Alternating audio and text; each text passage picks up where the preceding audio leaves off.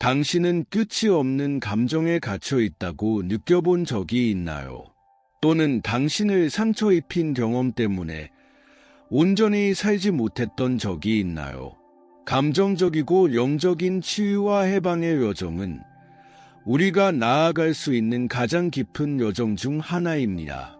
이 비디오에서는 당신이 당신을 묶고 있는 사슬에서 벗어나 새로운 삶을 포용하고 있음을 나타내는 10가지 신호를 탐구할 것입니다. 변화를 준비하세요. 당신은 생각보다 진정한 자아에 더 가까울 수 있습니다.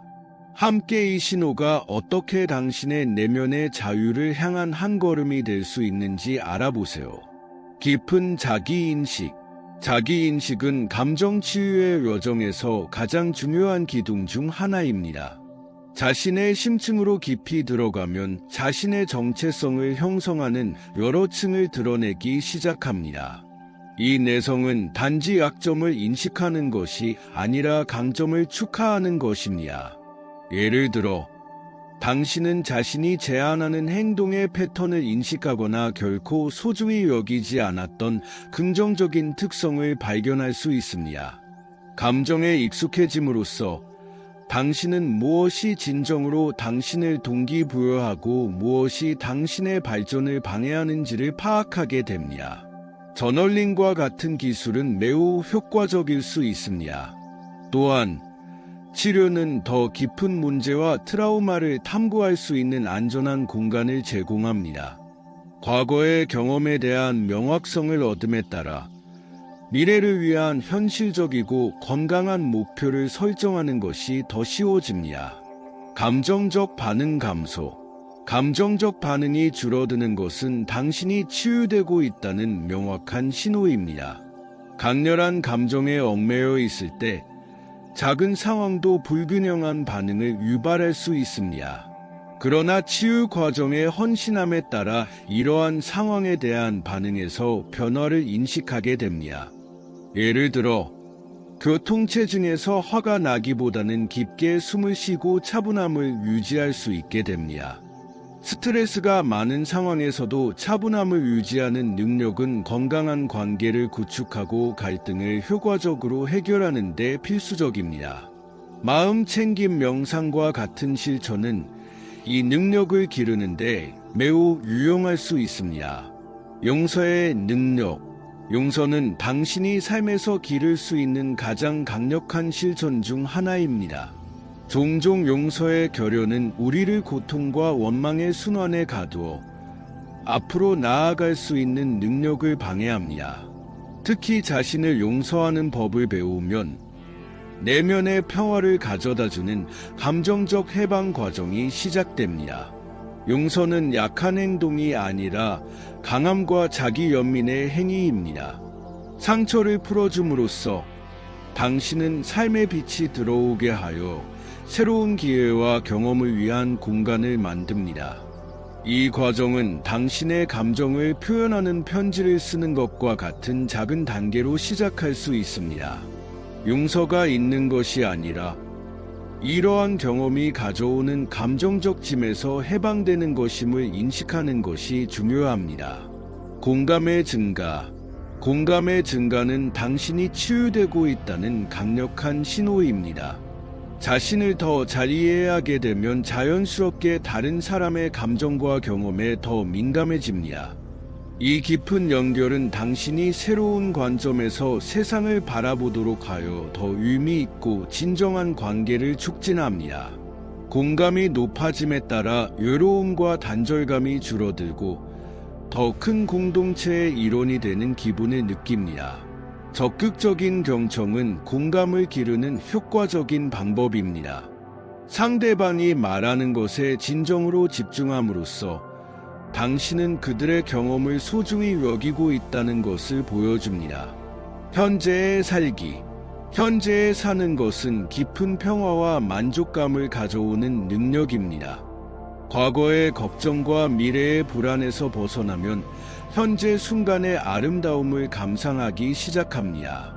이 마음 챙김의 실천은 정신 건강을 개선할 뿐만 아니라 삶의 작은 기쁨을 즐길 수 있는 능력을 증가시킵니다.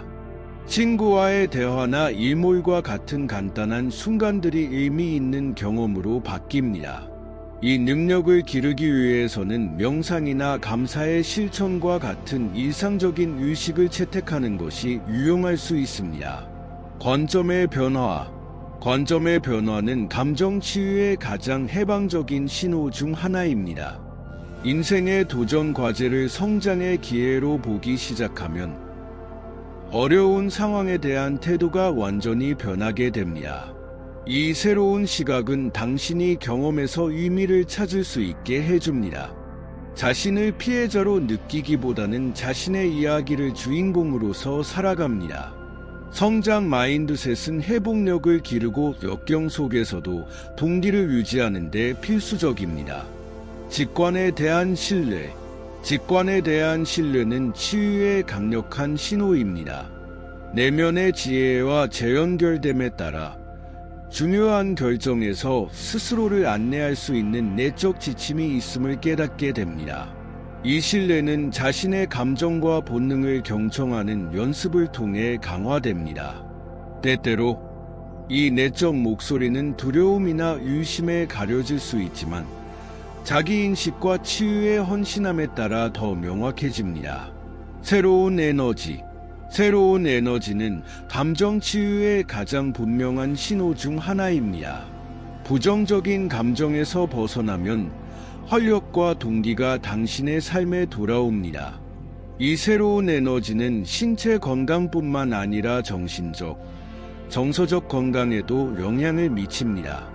새로운 활동을 탐색하거나 새로운 관심사를 추구하고 새로운 에너지와 공감하는 사람들과 연결되려는 영감을 받을 수 있습니다. 경계 설정. 건강한 경계를 설정하는 것은 치유 과정에서 중요한 기술입니다. 자신의 필요와 감정을 더 잘 인식함에 따라 감정적 공간을 보호하는 법을 배우게 됩니다. 필요할 때 아니오라고 말하는 것은 자신의 가치를 주장하는 강력한 방법이며 다른 사람들의 요구에 과부하되지 않도록 합니다. 명확하고 단호한 소통은 이 과정에서 필수적입니다. 자기 돌봄 실천. 자기 돌봄은 치유 과정에서 필수적입니다. 필요를 인식하게 되면서 당신은 자신의 영혼을 양육하고 예빙을 촉진하는 활동에 우선순위를 두기 시작합니다. 자기 돌봄은 단순한 일회성의 사치가 아니라 자신의 건강을 위해 매일 헌신하는 것입니다. 명상, 요가, 운동, 독서, 예술 또는 자연에서 시간을 보내는 것과 같은 활동이 포함될 수 있습니다.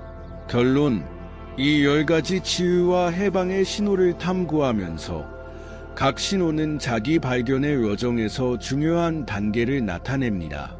정서적 및 영적 치유는 끝없는 과정이며 인내와 헌신이 필요합니다. 이러한 신호를 인식하면 당신은 계속 나아갈 수 있는 힘을 얻고 변화를 위한 공간을 창출합니다. 작은 변화가 중요하다는 것을 기억하고 당신은 충만하고 진정한 삶을 살 자격이 있습니다. 이러한 신호 중 하나와 공감하셨나요? 경험을 공유하고 함께 치유의 여정을 떠나봅시다.